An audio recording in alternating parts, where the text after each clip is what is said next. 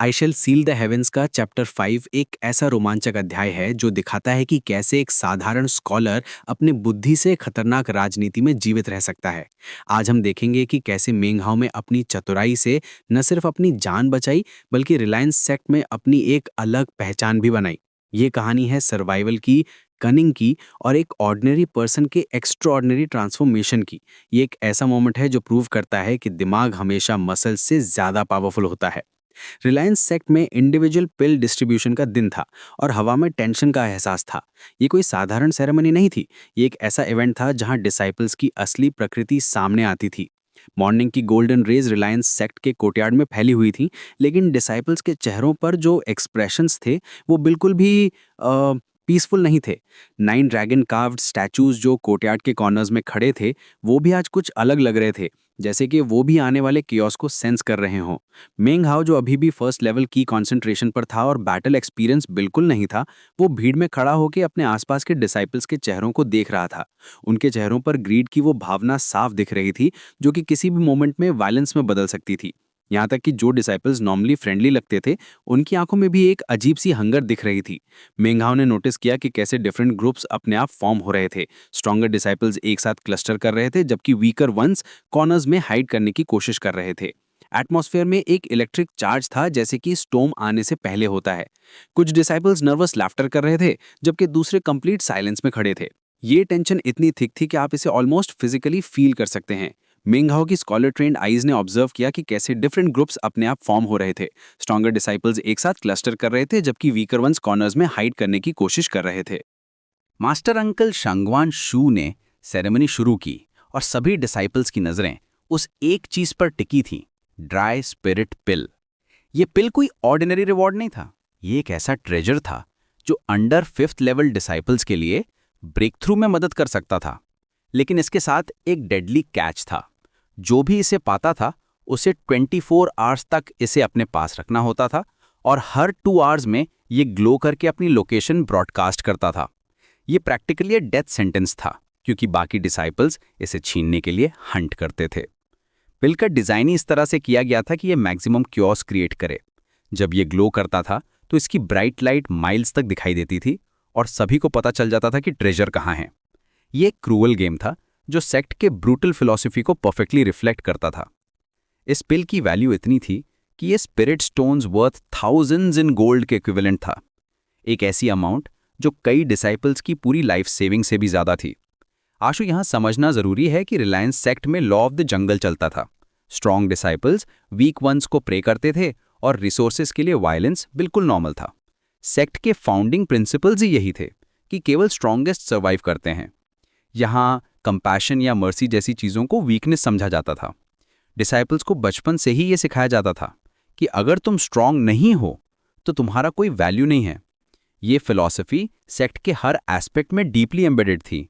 Training sessions brutal होते थे, मील distributions में भी हायरार्की फॉलो होती थी और इवन स्लीपिंग अरेंजमेंट्स में स्ट्रॉन्गर डिसाइपल्स को बेटर स्पॉट्स मिलते थे।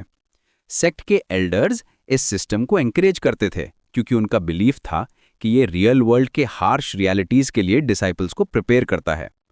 ये एक इकोसिस्टम था जहां सर्वाइवल ऑफ द फिटेस्ट का रूल सुप्रीम था। पास्ट में भी कई डिसाइपल्स इस पिल हंट में मारे गए थे या सीरियसली इंजॉयड हो गए थे। एक को तो एल्डर ब्रदर जाओ वुगांग ने बेहेड कर दिया था और दूसरा 3 मंथ्स तक बेडरिडन रहा था।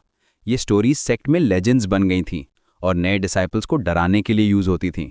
मेंगहाओ ने ये सब स्टोरी सुनी थी, लेकिन वो कभी इमेजिन नहीं कर सकता था कि वो खुद इस डेंजरस गेम का पार्ट बनेगा। इन इंसिडेंट्स के डिटेल्स हॉरिफाइंग थे। जो डिसाइपल बेहेड हुआ था उसका नाम ली वे था और वो एक्चुअली सेकंड लेवल की कंडेंसेशन का था। उसने पिल और हाइड करने की कोशिश की थी, लेकिन जब ये ग्लो किया तो जाओ वुगांग ने उसे कॉर्नर में ट्रैप कर दिया था। फाइट में ली वे ने डेस्परेटली डिफेंड करने की कोशिश की थी, लेकिन लेवल डिफरेंस इतना था कि एक मैसेकर बन गया था। सेक्ट के हिस्ट्री में ड्राई स्पिरिट पिल डिस्ट्रीब्यूशन हमेशा से ही एक ब्लड बाथ रहा है। पिछले साल का इंसिडेंट अभी भी सभी की मेमोरी में फ्रेश था, जब 3 डिसाइपल्स सीरियसली इंजर्ड हुए थे और कोर्टयार्ड में ब्लड पूल्स बन गए थे। एल्डर्स इसे ट्रेनिंग का पार्ट मानते थे। ये सिखाता था कि रियल वर्ल्ड में सर्वाइवल के लिए कितनी ब्रूटैलिटी जरूरी होती है। उस इंसिडेंट में 9 ड्रैगन कार्व्ड स्टैचूज भी फेड कलरलेस हो गए थे 10 ब्रेथ्स में, और पूरा कोर्टयार्ड स्क्वायर वाइड मैडनेस में बदल गया था। ये ट्रेडिशन कई ईयर्स से चली आ रही थी और हर साल ये मोर ब्रूटल होती जा रही थी। सेक्ट के रिकॉर्ड्स में डॉक्यूमेंटेड था कि पास्ट में कम से कम 15 डिसाइपल्स इस पिल हंट में अपनी लाइफ लूज कर चुके थे। ये स्टैटिस्टिक्स टेरिफाइंग थी, लेकिन सेक्ट के लीडरशिप को लगता था कि ये नेसेसरी ईविल है स्ट्रांग डिसाइपल्स प्रोड्यूस करने के लिए। जब मास्टर अंकल शांगवान श्यू ने अनाउंस किया कि ड्राई स्पिरिट पिल मेंग हाओ को मिलेगा, तो पूरी क्राउड में शॉकवेव दौड़ गई। ये बिल्कुल अनएक्सपेक्टेड था, क्योंकि मेंग हाओ सबसे वीक और इनएक्सपीरियंस था। साइलेंस का वो मोमेंट बहुत ईयरी था, जैसे कि टाइम फ्रीज हो गया हो। आप लिटरली पिन ड्रॉप सुन सकते थे। फिर सडनली रियलिटी हिट हुई और केओस एक्सप्लोड हो गया। कुछ डिसाइपल्स ने तो अपनी आंखों को रब किया जैसे कि वे हेलुसिनेटिंग हो। फर्स्ट लेवल गेट्स इट कि विस्पर्स क्राउड में फैलने लगी। ये अनाउंसमेंट इतनी शॉकिंग थी कि कई डिसाइपल्स को बिलीव करने में टाइम लगा। मेंग हाओ खुद भी स्टंट था। उसने कभी एक्सपेक्ट नहीं किया था कि उसका नाम कॉल होगा। पिल उसके पाम पर स्टिक हो गई और इंस्टेंटली वो पब्लिक एनिमी नंबर 1 बन गया। उसके चारों ओर के डिसाइपल्स के चेहरे ग्रीड से डिस्टॉर्ट हो गए और उनकी आंखों में cruel ripping him apart gazes थीं।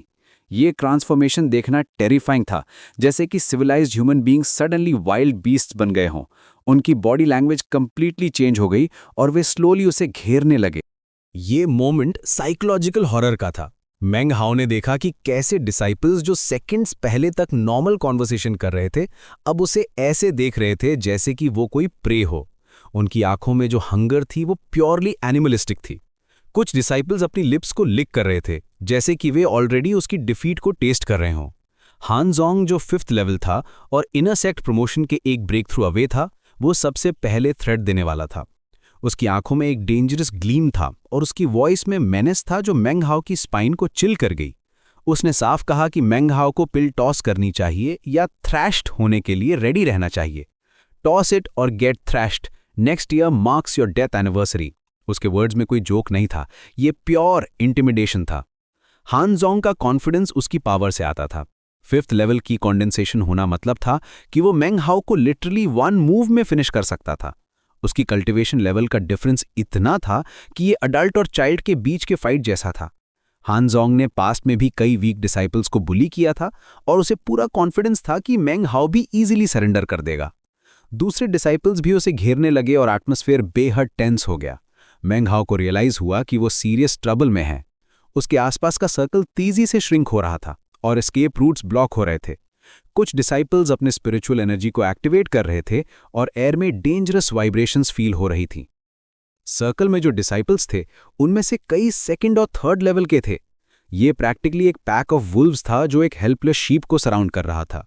मेंग हाओ की मैथमेटिकल माइंड क्विकली कैलकुलेट कर रही थी कि अगर वे सभी एक साथ अटैक करते हैं तो उसके पास सर्वाइव करने का 0 चांस है। ये सिंपल मैथमेटिक्स था और रिजल्ट टेरिफाइंग था। उसने डेस्परेटली पिल को अपने पाम से हटाने की कोशिश की, लेकिन ये स्टक थी। ये जैसे कि उसकी स्किन में फ्यूज हो गई हो। कोल्ड स्वेट उसके पूरे बॉडी को ड्रेंच कर रहा था और उसका स्कॉलर माइंड पैनिक में स्पिन कर रहा था। उसकी ब्रीदिंग हैवी हो गई थी और हार्ट रेसिंग था। वो जानता था कि अगर वो कुछ नहीं करता तो नेक्स्ट फ्यू आवर्स में उसकी डेथ एनिवर्सरी मार्क हो जाएगी। पिल का टेक्सचर स्ट्रेंज था। ये वार्म था और स्लाइटली पल्सिंग कर रहा था, जैसे कि ये अलाइव हो। मेंग हाओ ने फील किया कि ये उसकी पाम में डीपर सेटल हो रहा था और पैनिक की वेव उसे वॉश कर गई। उसने अपने अदर हैंड से भी ट्राई किया, लेकिन पिल बिल्कुल भी मूव नहीं हुआ। ये प्रैक्टिकली उसका पार्ट बन गया था। डिसाइपल्स उसे क्रूअल गेजेस से देख रहे थे और कुछ तो ऑलरेडी अपने वेपन्स रेडी कर रहे थे। एटमॉस्फेयर में ब्लड लस्ट का एहसास था। मेंग हाओ ने देखा कि कैसे डिसाइपल्स के फेसेस पर सैडिस्टिक स्माइल्स आ रहे थे, जैसे कि वे ऑलरेडी उसकी सफरिंग को एंजॉय कर रहे हों। ये साइकोलॉजिकल टॉर्चर था जो फिजिकल पेन से भी ज़्यादा क्रूअल था। कुछ डिसाइपल्स ने अपने स्वॉर्ड्स को पार्शियली अनशीथ किया था, मेटल की ग्लीम थ्रेटनिंग थी। दूसरे अपनी फिस्ट्स को क्रैक कर रहे थे और कुछ अपनी स्पिरिचुअल एनर्जी को स्लोली बिल्डअप कर रहे थे। ये सब साइंस क्लियर थे कि वायलेंस इनएविटेबल है।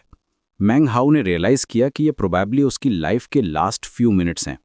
लेकिन यहीं पर मेंग हाओ की जीनियस दिखी। पैनिक के मोमेंट में उसे एक ब्रिलियंट आइडिया आया। स्कॉलर होने के नाते उसका माइंड ऑलवेज एनालिटिकल रहता था और इवन क्राइसिस में भी वो पैटर्न्स देख सकता था। उसने क्राउड को देखा और एल्डर सिस्टर जू को स्पॉट किया, जो 7th लेवल की कंडेंसेशन की पावरफुल इनर सेक्ट एलीट थी। वो एक कोल्ड ब्यूटी थी, कूल हेडेड, और आउटर सेक्ट की पावर हाउस मानी जाती थी। उसकी रेपुटेशन सेक्ट में लेजेंडरी थी। वो फेयर थी लेकिन रुथलेस भी, और उसकी पावर को कोई चैलेंज नहीं करता था। जू की प्रेजेंस में भी एक सर्टेन ऑरा था। जब वो किसी रूम में एंटर करती थी तो कॉन्वर्जेशंस ऑटोमेटिकली लोअर हो जाते थे। ये रिस्पेक्ट और फियर का कॉम्बिनेशन था। मैंग हाओ ने रियलाइज किया कि अगर वो क्लेवरली इस सिचुएशन को हैंडल करे तो शायद बच सकता है। उसका स्कॉलर माइंड सडनली क्लियर हो गया और एक परफेक्ट स्ट्रैटेजी फॉर्म हो गई। ये मोमेंट था जब पैनिक से जीनियस का ट्रांसफॉर्मेशन हुआ। उसकी ब्रीदिंग स्टेबलाइज हो गई और उसकी आईज में एक न्यू डिटर्मिनेशन आ गई। ये स्ट्रैटेजी इतनी ब्रिलियंट थी कि इवन एक्सपीरियंस्ड पॉलिटिशियंस प्राउड होते। मैंग हाओ ने रियलाइज किया कि डायरेक्ट कन्फ्रंटेशन में वो लूज करेगा, लेकिन पॉलिटिकल मनूवरिंग में उसके पास चांस था। उसने क्विकली कैलकुलेट किया कि जू की प्रोटेक्शन में आना उसका ओनली वायबल ऑप्शन था। ये रिस्क था लेकिन सर्टेन डेथ से बेटर था। सडनली मैंग हाओ ने ड्रामेटिकली आगे स्टेप किया और लाउडली अनाउंस किया कि उसके पास कुछ कहने को है। डिसाइपल हैज समथिंग टू से। उसकी वॉइस में एक कॉन्फिडेंस था जो सरप्राइजिंग थी। ये मूव बिल्कुल अनएक्सपेक्टेड था और क्राउड का अटेंशन इंस्टेंटली उस पर फोकस हो गया। पूरी क्राउड साइलेंट हो गई क्योंकि ये अनएक्सपेक्टेड था। टेंशन का लेवल पीक पर था और सभी क्यूरियस थे कि ये वीक न्यू कमर क्या कहने वाला है। उसकी वॉइस प्रोजेक्शन परफेक्ट थी, लाउड इनफ कि सभी सुन सके, लेकिन कंट्रोल्ड इनफ कि ये डेस्परेट नहीं लगे। ये एक कैलकुलेटेड मूव था और एग्जीक्यूशन फ्लॉलेस था। इवन हान जोंग पॉज हो गया, क्यूरियस कि मैंग हाओ क्या करने वाला है। फिर उसने एक मास्टर स्ट्रोक किया। उसने पब्लिकली एल्डर सिस्टर शू को ड्राई स्पिरिट पिल ऑफर की, ये कहते हुए कि ये उसके थैंक्स के रूप में है। I offer this as thanks. ये मूव प्योर जीनियस था। पब्लिक गिफ्ट का मतलब था कि अब कोई भी मैंग हाओ को अटैक नहीं कर सकता था क्योंकि वो एल्डर सिस्टर शू के प्रोटेक्शन में आ गया था। कौन डेयर करते शू से फाइट करने की? उसकी 7th लेवल पावर के सामने बाकी डिसाइपल्स कुछ नहीं थे। ये मूव इतनी ब्रिलियंट थी कि कुछ सेकंड्स तक कोई भी रिएक्ट नहीं कर सका। ये चेस में चेकमेट जैसा था, एक सिंगल मूव जो पूरा गेम चेंज कर देता है। मैंग हाओ ने लिटरली सेकंड्स में अपनी पोजीशन को कंप्लीटली रिवर्स कर दिया था।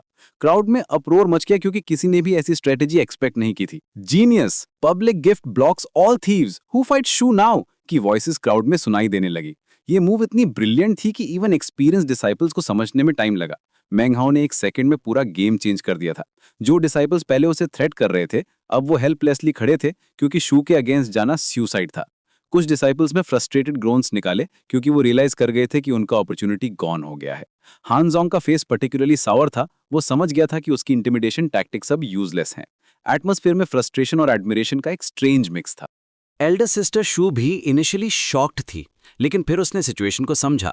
उसकी इंटेलिजेंस भी एक्सेप्शनल थी और वो इमीडिएटली रियलाइज कर गई कि ये कितना क्लेवर मूव था। उसकी आईज में एक ब्रीफ फ्लिकर ऑफ अम्यूजमेंट आई। वो अप्रिशिएट कर रही थी मैंग हाओ की कनिंग को। उसने ग्रेसफुली पिल एक्सेप्ट की और बदले में मैंग हाओ को एक वैल्यूएबल आउटर सेक्ट इमॉर्टल्स केव का लोन ऑफर किया। Lending equals gifting. वो जानती थी कि ये प्रैक्टिकली एक गिफ्ट था क्योंकि लेंडिंग और गिफ्टिंग में कोई रियल डिफरेंस नहीं था इस कॉन्टेक्स्ट में।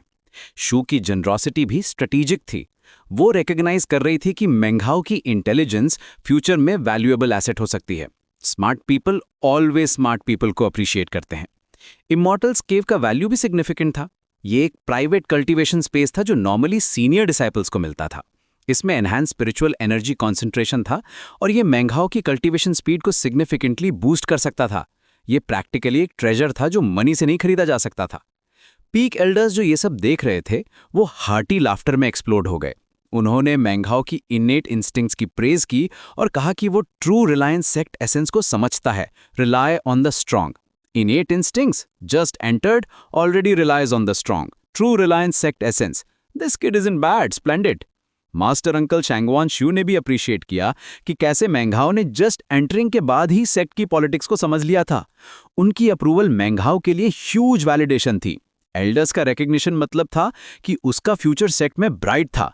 ये एंडोर्समेंट उसे प्रोटेक्शन भी देता था। कोई भी उसे इजीली टारगेट नहीं कर सकता था जब एल्डर्स उसे अप्रूव करते हैं। एल्डर्स की लाफ्टर जेन्युइन थी। वो ट्रूली इंप्रेस थे मैंग हाओ की क्विक थिंकिंग से। इस टाइप की इंटेलिजेंस रेयर थी और वो जानते थे कि ऐसे डिसाइपल्स सेक्ट के लिए वैल्यूएबल एसेट्स बनते हैं। उनका एक्सपीरियंस था कि clever disciples often great achievements करते हैं। ये इंसिडेंट मैंग हाओ के लिए कंप्लीट ट्रांसफॉर्मेशन था। वो एक नाइव न्यूकमर से सेलिब्रेटेड स्कीमर बन गया था। उसकी रेपुटेशन सेक्ट में अनप्रेसिडेंटेड सर्वाइवर के रूप में एस्टैब्लिश हो गई थी। डिसाइपल्स जो पहले उसे वीक समझते थे, अब उसकी कनिंग को रिस्पेक्ट करते थे। ये चेंज ओवरनाइट हुई थी, लेकिन इसके इफेक्ट्स लॉन्ग लास्टिंग थे। उसकी न्यू रेपुटेशन के साथ अपॉर्चुनिटीज भी आई। अब डिसाइपल्स उससे एडवाइस लेने आने लगे और कुछ ने तो अलायंस प्रपोज किए। ये सोशल कैपिटल था जो कल्टीवेशन वर्ल्ड में एक्सट्रीमली वैल्यूएबल था। मेंग हाओ ने रियलाइज किया कि इंटेलिजेंस प्रॉपर्ली यूज करने से फिजिकल पावर से भी ज्यादा इन्फ्लुएंस मिल सकता है। इस चैप्टर में रिलायंस सेक्ट की ब्रूटल नेचर भी क्लियरली दिखती है। यहाँ ग्रीड और करप्शन नॉर्मल है और सर्वाइवल के लिए कनिंग जरूरी है। सेक्ट का पूरा इकोसिस्टम इसी प्रिंसिपल पर बेस्ड है कि स्ट्रॉन्ग वीक को डोमिनेट करते हैं। ये एक माइक्रोकॉज्म है उस वर्ल्ड का जहां माइट मेक्स राइट का रूल चलता है। ये एनवायरनमेंट डेलिबरेटली हार्श रखा जाता है ताकि only the most adaptable survive करें। पावर डायनेमिक्स बहुत क्लियर हैं। स्ट्रॉन्ग डिसाइपल्स वीक डिसाइपल्स को डोमिनेट करते हैं और हायरार्की मेंटेन करना सर्वाइवल के लिए एसेंशियल है। ये सिस्टम डेलिबरेटली इस तरह डिज़ाइन किया गया है कि डिसाइपल्स कॉन्स्टेंटली compete करते रहें और वीक लिंक्स एलिमिनेट हो जाएं। ये डार्विनियन एवोल्यूशन का प्रैक्टिकल एप्लीकेशन है कल्टीवेशन वर्ल्ड में। रिसोर्सेज लिमिटेड हैं और कंपटीशन फियर्स है। मेंग हाओ का ये स्ट्रेटेजिक मूव दिखाता है कि कैसे इंटेलिजेंस और क्विक थिंकिंग फिजिकल स्ट्रेंथ से ज़्यादा पावरफुल हो सकती है। उसने अपनी वीकनेस को स्ट्रेंथ में कन्वर्ट कर दिया और डेंजरस सिचुएशन को अपॉर्चुनिटी में बदल दिया। ये क्लासिक एग्जाम्पल है कि कैसे ब्रेन ब्रॉन को बीट कर सकता है। उसने प्रूव किया कि राइट स्ट्रैटेजी के साथ कोई भी सीमिंगली इम्पॉसिबल ऑड्स को ओवरकम कर सकता है। उसकी स्कॉलर बैकग्राउंड जो पहले लायबिलिटी लगती थी, वो ही उसकी ग्रेटेस्ट एसेट बन गई। उसकी एनालिटिकल माइंड ने सिचुएशन को क्विकली असेस किया और परफेक्ट सोल्यूशन फाइंड किया। ये दिखाता है कि डिफरेंट टाइप्स की इंटेलिजेंस इक्वली वैल्यूएबल हो सकती हैं, भले ही वो ट्रेडिशनल मार्शल पावर से डिफरेंट हो। एकेडमिक ट्रेनिंग ने उसे पैटर्न रिकॉग्निशन और स्ट्रेटेजिक थिंकिंग के स्किल्स दिए थे। चैप्टर 5 अल्टीमेटली एक स्टोरी है सर्वाइवल, कनिंग और ट्रांसफॉर्मेशन की। ये दिखाता है कि कैसे डेंजरस सिचुएशंस में भी अपॉर्चुनिटीज हिडन होती हैं और राइट स्ट्रैटेजी के साथ वीकनेस को स्ट्रेंथ में बदला जा सकता है। मेंग हाओ का ये जर्नी इंस्पायरिंग है क्योंकि वो प्रूव करता है कि इंटेलिजेंस और क्विक थिंकिंग से कोई भी सीमिंगली इम्पॉसिबल सिचुएशन को ओवरकम कर सकता है। ये चैप्टर कल्टीवेशन नॉवेल्स की क्लासिक थीम्स को ब्यूटीफुली कैप्चर करता है। अंडरडॉग का rise, intelligence over brute force और पॉलिटिकल मैन्यूवरिंग की इंपॉर्टेंस।